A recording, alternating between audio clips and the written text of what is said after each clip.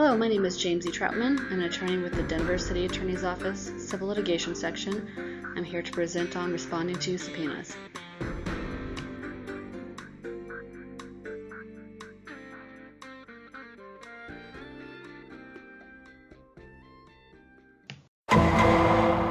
What is a subpoena?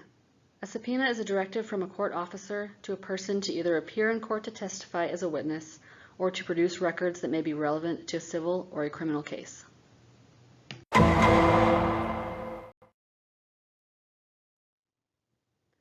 How and when will you receive a subpoena?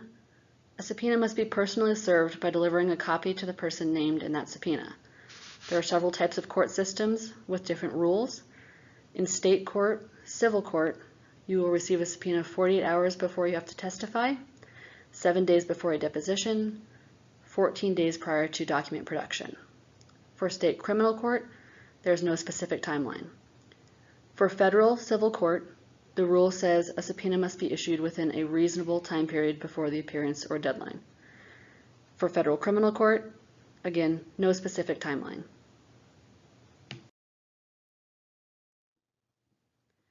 There are two things a subpoena might require of you. First, to attend and testify at a deposition, hearing, or trial, and second, to find and produce designated physical or electronic records or tangible things.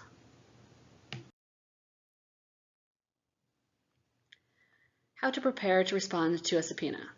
We'll go into more detail, but generally, for testimony, you should review all of the relevant records, watch the video or listen to the tapes. For document production, you should search all of the relevant files and determine whether 911 dispatch has any relevant documents. First, we'll talk about producing documents in response to a subpoena.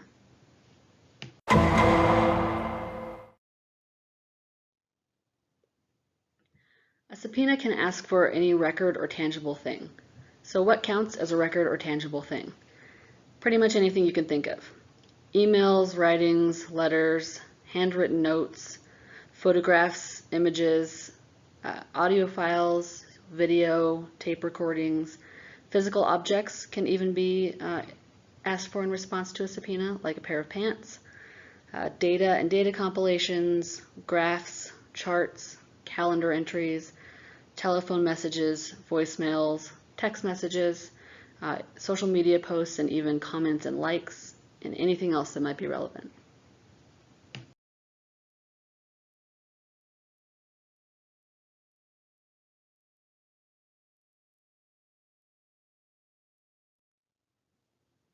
How should you go about producing records responsive to a subpoena? The first question is, what is relevant? To determine what's relevant, you should look at the language of the subpoena.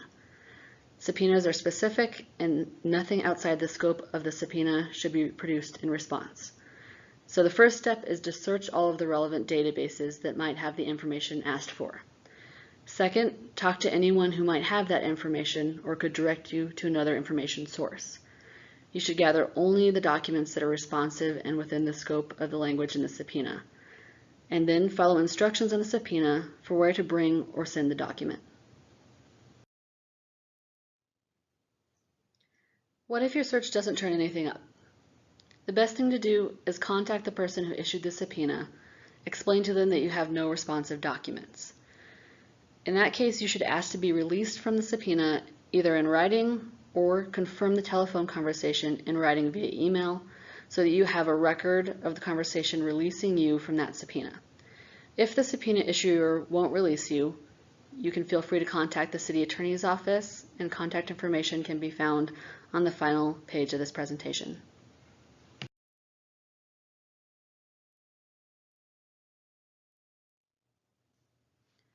What if the search requested by the subpoena is unreasonable? It might be unreasonable if it requires an excessive amount of time, effort, or cost, like if a subpoena requests documents for a wide range of years, for example. The first thing you should do is contact the subpoena issuer, explain why the search will be burdensome, and ask them to narrow the scope. If they won't cooperate and a resolution can't be reached, feel free to contact the city attorney's office, and we will help file the appropriate motion to protect you from being overly burdened. What if your search turns up sensitive information? Some confidential information is protected under the law. If you come across information that may be confidential, do not produce it. You can contact the city attorney's office for help responding to the subpoena, properly redacting the documents if needed. Examples of confidential information are juvenile, sexual assault, and domestic violence victim personal identifying information. For example, addresses, phone numbers. In some cases, like for juveniles, even the names should be redacted. Reports of elder and at-risk adult abuse. Information regarding personal identity like social security numbers, fingerprints, and certain medical information. For example, if a caller calls in and discusses her son's schizophrenia, and that's not relevant to the call, that may be protected under the law.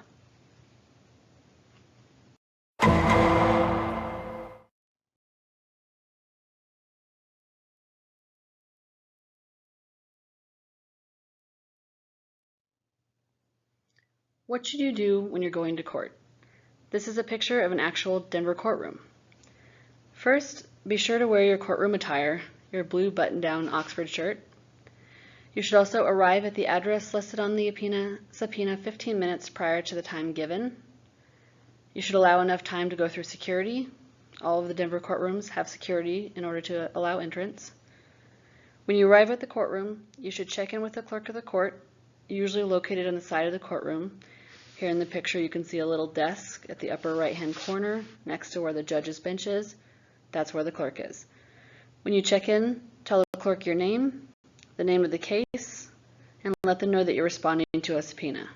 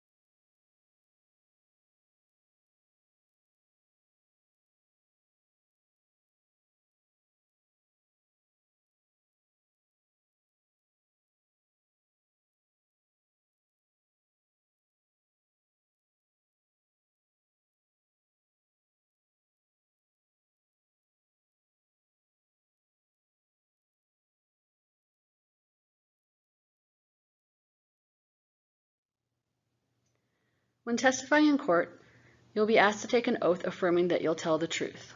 The judge will have you raise your right hand and affirm that you'll tell the whole truth to your knowledge. Lawyers on both sides, and sometimes parties without lawyers, and the judge will be allowed to ask you questions. You should tell the truth to the best of your personal knowledge. If you need help preparing for your testimony, contact the city attorney's office.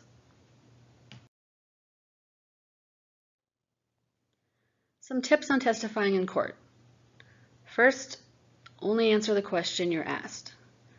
Don't guess or give hypothetical answers. Be concise, but fully answer the question. For example, if the question asks a yes or no answer, no need to give a narrative. Just say yes or no. Pause for a few seconds after the question to collect your thoughts and allow for objections. Lawyers on either side might be able to object to the question, and your pause gives them the time to do that. If you don't know the answer, it's okay to say, I don't know, or I don't remember, but you should know the details of what you were subpoenaed for.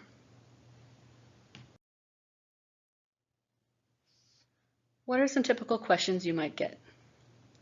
For calls you took, if you're asked to come and testify, you may be asked about what you remember about the call, the caller, the incident, the facts, and what you did in response to receiving the call.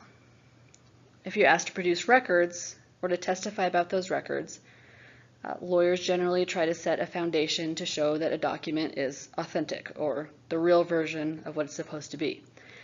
They may ask, do you recognize this record? How are you familiar with this record? What is it? Does this appear to be a fair and accurate copy? And was this created and kept in the normal course and scope of your work? What if you don't respond to the subpoena?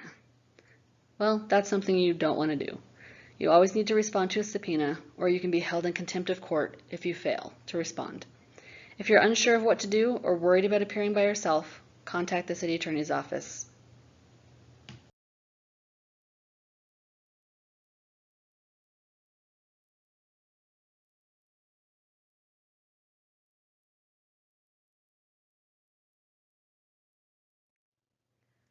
After you receive a subpoena, when are you done?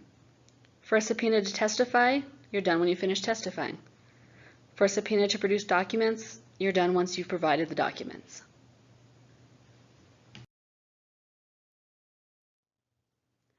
Here's a scenario to demonstrate how you might respond to a subpoena. You are served with a subpoena requesting that you appear in court to testify about a 911 call you received and to produce a recording of the taped call. How should you prepare to respond to the subpoena? First, you should search any of your databases to see if you can find the 911 call. You should listen to that call and look at any other documents that might be associated with the call in preparation. When you listen to the tape, you find that the incident involved a babysitter who called 911 because she was worried the infant she was caring for may have ingested toxic cleaning materials. The babysitter gives you a list of the infant's medications and tells you that she has contacted the mother, but that the father should not be contacted because the mother has a restraining order against him. Now that you've listened to the tape, would you do anything differently in response to the subpoena?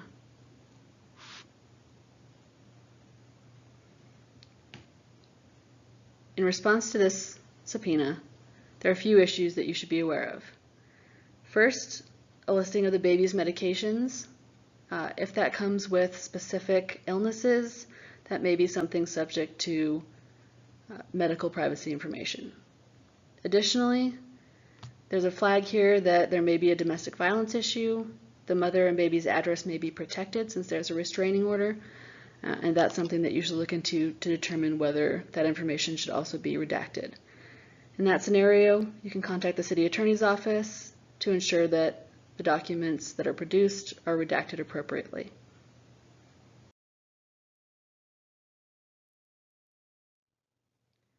If you have any questions or you need help responding to a subpoena, contact the Denver City Attorney's Office. You can contact me, James E. Troutman.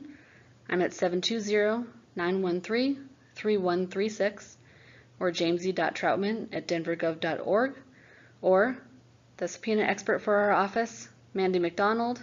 She's at 720-913-4995, mandymcdonald@denvergov.org.